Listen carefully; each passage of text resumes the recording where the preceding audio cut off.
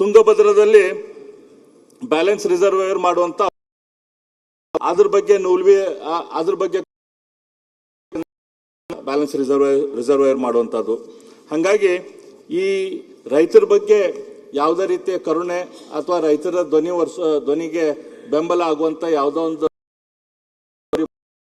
ಮಾನ್ಯ ಮುಖ್ಯಮಂತ್ರಿಗಳು ಮಾಡಿಲ್ಲ. ಕೆಲವು ದಿನದಿಂದ ಒಂದು ಪೇಪರ್ದಲ್ಲಿ ಒಂದು ಅಂಕಿ ಸಂಖ್ಯೆ ಬಂದಿತ್ತು.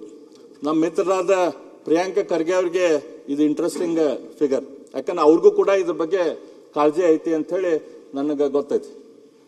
ಮಾನ್ಯ ಅಧ್ಯಕ್ಷರೇ, ಈ ಸರ್ಕಾರ ಎರಡು ರೀತಿಯ ಉದ್ಯೋಗ ಸೃಷ್ಟಿಗಳು ಆಗ್ತಾವ ನಮ್ಮ ದೇಶದಲ್ಲಿ. ಒಂದು ಸರ್ಕಾರದಿಂದ ಆಗುವಂತ ಉದ್ಯೋಗ ಸೃಷ್ಟಿ, ಇನ್ನೊಂದು ಪ್ರೈವೇಟ್ ಎಂಟರ್ಪ್ರೈಸ್ ಪ್ರಕಾರ ಆಗುವಂತ ಉದ್ಯೋಗ. ಎಂಟರ್ಪ್ರೈಸ್ ದಲ್ಲಿ ಎಷ್ಟು ಉದ್ಯೋಗ ಸೃಷ್ಟಿಗಳಾಗ್ತಾವು ಏನು ಅಂತ ಹೇಳಿ ಅದಕ್ಕೊಂದು ದೊಡ್ಡ ಮಾನದಂಡ ಅಂತಂದ್ರೆ ನಮ್ಮ EPF ಅಕೌಂಟ್. EPF ಅಕೌಂಟ್ಗಳು ಎಷ್ಟು ಎಲ್ಲಿ ಇದಾವ ಅಂತ ಹೇಳಿ ಒಂದು ನಾನು ಅಂಕಿ ಸಂಖ್ಯೆ ತಮ್ಮ ಮುಂದೆ ಇಡಕ್ಕೆ ಇಚ್ಛೆ ಪಡ್ತೀನಿ. ಮಾನ್ಯ ಅಧ್ಯಕ್ಷರೇ, ಇಡೀ ನಮ್ಮ ರಾಜ್ಯದಲ್ಲಿ ಇರುವಂತ EPF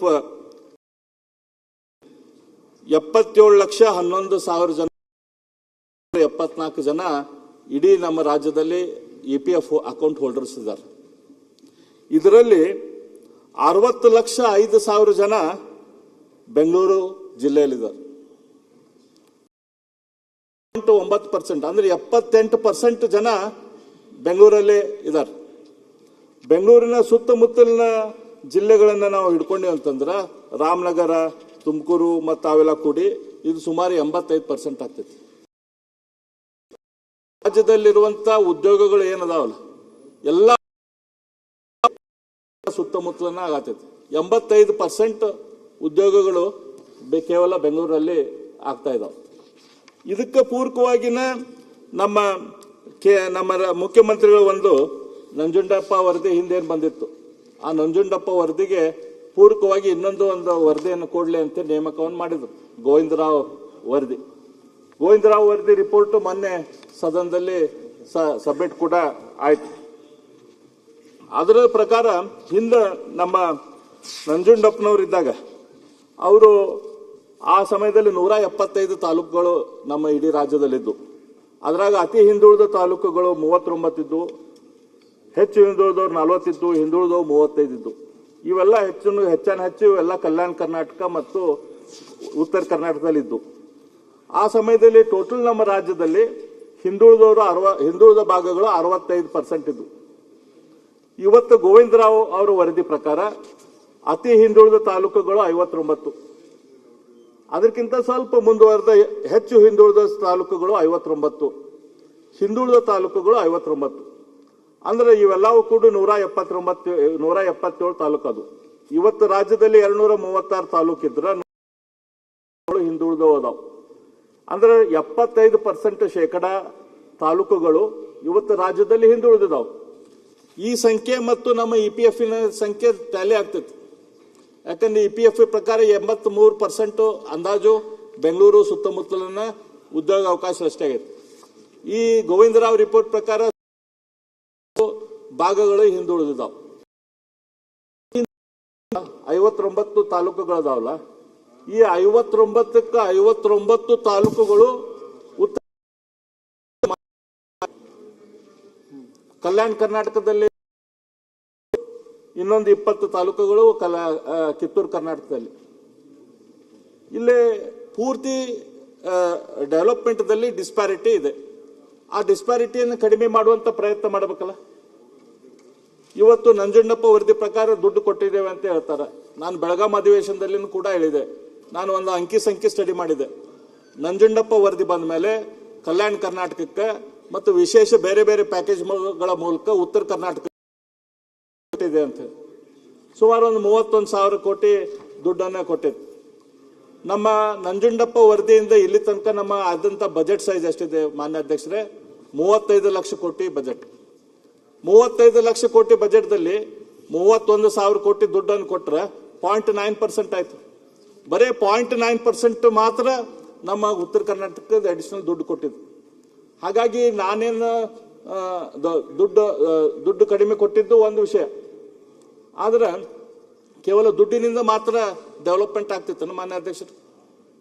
ಕೇವಲ ದುಡ್ಡಿನಿಂದ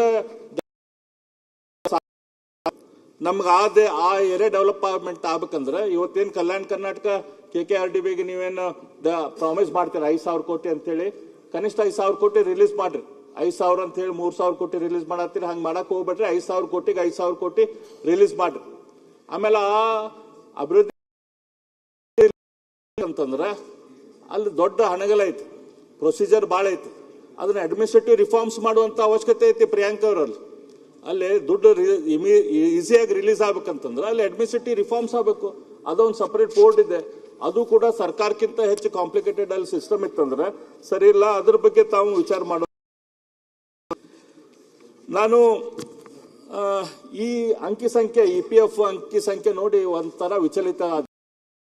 ಸಂಖ್ಯೆ ಸರಿ ಹೌದಲ್ಪ ನಮ್ಮ, ಯಾಕಂದ್ರೆ ನಾವು ಬೇರೆ ಬೇರೆ ಸ್ಕೀಮ್ಗಳಿದಾವೆ ಸರ್ಕಾರದಲ್ಲಿ. ಬಿಯಾಂಡ್ ಬೆಂಗಳೂರು ಅಂತ ಸ್ಕೀಮ್ ಐತೆ. ಉತ್ತರ ಕರ್ನಾಟಕ ಆ ಭಾಗಕ್ಕೆ ಇಂಡಸ್ಟ್ರಿಗಳ ಬಗ್ಗೆ ಡೆವಲಪ್ಮೆಂಟ್ ಮಾಡಕ್ ಸ್ಕೀಮ್. ಇಂಡಸ್ಟ್ರಿ ಮಿನಿಸ್ಟ್ರಿಗೆ ಒಂದು ಪ್ರಶ್ನೆ ಏನು ಹಾಕಿದೆ, ಉತ್ತರ ಕರ್ನಾಟಕದಲ್ಲಿ ಎಷ್ಟು ಉದ್ಯೋಗ ಸೃಷ್ಟಿ ಆಗಿದಾವ ಕಳೆದ 3 ವರ್ಷದಲ್ಲಿ ಅಂತ ಹೇಳಿ. ಕಳೆದ 3 ವರ್ಷದಲ್ಲಿ ಎಷ್ಟು ಉದ್ಯೋಗ ಸೃಷ್ಟಿ ಆಗಿದಾವ ಅಂತ ಹೇಳಿ. ಇದು ಮಾನ್ಯ ಅಧ್ಯಕ್ಷರೇ, ನಮ್ಮ MB ಪಾಟೀಲ್ ಇವತ್ತೇನು ನಮ್ಮ ಬೃಹತ್ ಮತ್ತು ಮಧ್ಯಮ ಕೈಗಾರಿಕಾ ಸಚಿವರದಾರಲ್ಲ, ಅವ್ರು ಕೊಟ್ಟಂತ ನನ್ನ ಪ್ರಶ್ನೆಗೆ ಕೊಟ್ಟಂತ ಉತ್ತರ 19/12/2020 ಪ್ರಶ್ನೆ ಕೇಳಿದ್ದೆ. ಕಳೆದ 3 ವರ್ಷದಲ್ಲಿ ಉತ್ತರ ಕರ್ನಾಟಕ ಕಲ್ಯಾಣ ಕರ್ನಾಟಕದಲ್ಲಿ ಎಷ್ಟು ಹೊಸ ಇಂಡಸ್ಟ್ರಿಗಳು ಬಂದಿದಾವ, ಎಷ್ಟು ಉದ್ಯೋಗ ಸೃಷ್ಟಿಯಾಗಿದೆ ಅಂತ ಹೇಳಿ. ಮಾನ್ಯ ಅಧ್ಯಕ್ಷರೇ, ಮಾನ್ಯ ಪ್ರಿಯಾಂಕ್ ಅವರೇ, ಇದ್ರ ಬಗ್ಗೆ ನೋಡ್ರಿ. ಸರ್ಕಾರನ ಕೊಟ್ಟಂತ ಅಂಕಿ ಸಂಖ್ಯೆ ಅದ್ರ ನಾವು ವಿಚಾರ ಮಾಡುವಂತ ವಿಚಾರ. ಕಳೆದ 3 ವರ್ಷದಲ್ಲಿ 1,020 ಹೊಸ ಉದ್ಯೋಗಗಳು ಇಂಡಸ್ಟ್ರಿ ಮೂಲಕ ಸೃಷ್ಟಿಯಾಗಿದಾವೆ. ಕಲ್ಯಾಣ ಕರ್ನಾಟಕದಲ್ಲಿ 2,389 ಹೊಸ ಉದ್ಯೋಗಗಳು ಇಂಡಸ್ಟ್ರಿ ಮೂಲಕ ಸೃಷ್ಟಿಯಾಗಿದಾವೆ. ಅಂದ್ರೆ ವರ್ಷ 1,000 ಹೊಸ ಉದ್ಯೋಗ ಸೃಷ್ಟಿ. ನಾನು ಏನಾದ್ರೂ ಇವತ್ತು ಅಲ್ಲಿ ಹೊಸ ಇಂಡಸ್ಟ್ರಿಗಳು ಏನೇನಾಗಿದಾವೆ, ಹೊಸ ಇನ್ವೆಸ್ಟ್ಮೆಂಟ್ ಏನು ಬರ್ತಾ ಇದೆ ಅಂತೇಳಿ ನೋಡಿದ್ರೆ ಅಲ್ಲಿ ನಮ್ಮ ಬಳ್ಳಾರಿಯಲ್ಲಿ JSW ಐತಿ. ಆ JSWದವ್ರಿಗೆ ಇವ್ರು ಯಾರು ಹೇಳಿದ್ರು ಹೇಳಿಕ್ರು ಅವ್ರು ತಮ್ಮ ಎಕ್ಸ್ಪಾನ್ಷನ್ ಮಾಡ್ತಾರ. ಅವ್ರದ್ದು ಎಕ್ಸ್ಪಾನ್ಷನ್ ಒಂದು ಫಿಗರ್ ಇರ್ತೈತಿ, ಅದು ನಮ್ಗೆ ಕೊಡ್ತಾರ. ನಮ್ಮ ಗುಲ್ಬರ್ಗ ಸುತ್ತಮುತ್ತಲ ಸಿಮೆಂಟ್ ಇಂಡಸ್ಟ್ರಿ ಸಿಮೆಂಟ್ ಇಂಡಸ್ಟ್ರಿ ಅವ್ರು ತಮ್ಮ ಅಷ್ಟಕ್ಕೆ ತಾವು ಎಕ್ಸ್ಪಾನ್ಷನ್ ಮಾಡ್ತಿರ್ತಾರ. ಆ ಸಿಮೆಂಟ್ ಇಂಡಸ್ಟ್ರಿ ಫಿಗರ್ ಕೊಡ್ತಾರೆ ಇನ್ವೆಸ್ಟ್ಮೆಂಟ್ ಅಂತ ಹೇಳಿ. ನಮ್ಮ ಬೆಳಗಾವಿ ಸುತ್ತಮುತ್ತಲ ಶುಗರ್ ಫ್ಯಾಕ್ಟರಿ ಅದಾವು. ಆ ಶುಗರ್ ಫ್ಯಾಕ್ಟರಿ ಅವ್ರು ತಾವು ಇಂಡಸ್ಟ್ರಿ ಮಾಡ್ತಿರ್ತಾರ. ಈ 3 ಸೆಕ್ಟರ್ ಏನದಾವಲ್ಲ ಅವು ಸರ್ಕಾರದ ಬೆಂಬಲ ಇರಲಿ ಇಲ್ಲದೆ ಇನ್ವೆಸ್ಟ್ಮೆಂಟ್ ಮಾಡ್ತಾರೆ. ಅದನ್ನ ಬಿಟ್ರೆ ಸರ್ಕಾರದ ವತಿಯಿಂದ, ಸರ್ಕಾರದ ಪುಷ್ನಿಂದ ಆಗ್ತಿರುವಂತ ಹೊಸ ಇಂಡಸ್ಟ್ರಿಗಳು ಆ ಭಾಗದಲ್ಲಿ ಆಗ್ತಾ ಇಲ್ಲ. ನಾವು ಇವತ್ತು ಹಾರ್ಡ್ವೇರ್ ಸಾಫ್ಟ್ವೇರ್ ಎಲ್ಲಿದೆಪ್ಪ ಅಂತ ನೋಡಿದ್ರೆ ಬೆಂಗಳೂರಾಗ ಸಾಫ್ಟ್ವೇರ್ ಐತಿ. ಹಾರ್ಡ್ವೇರ್ ಎಲ್ಲಿ ಬರತೈತಿ ಅಂತಂದ್ರೆ ಎಲ್ಲ ಬೆಂಗಳೂರು ಸುತ್ತಮುತ್ತಲ ಬರತೈತಿ.